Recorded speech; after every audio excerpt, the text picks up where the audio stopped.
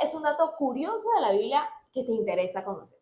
En el libro de Juan, capítulo 1, verso 1, el evangelista comienza diciendo, en el principio era el verbo, y el verbo era con Dios, y el verbo era Dios.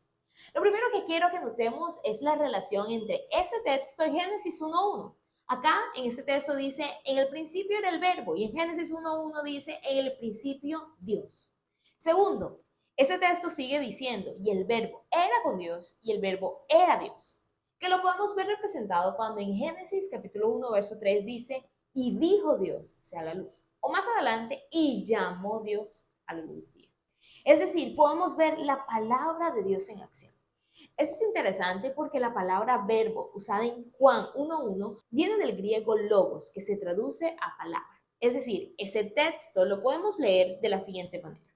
En el principio era la palabra, y la palabra era con Dios, y la palabra era Dios. Ahora, este expresarse, este hablar, esta palabra es Dios mismo.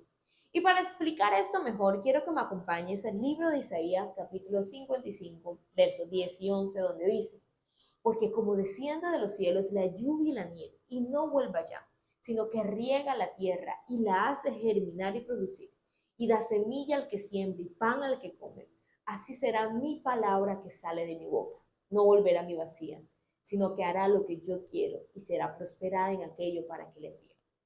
Y esa palabra de la que se habla ahí es Jesús mismo. Esa palabra que cumple el efecto por el cual es enviada es Dios mismo.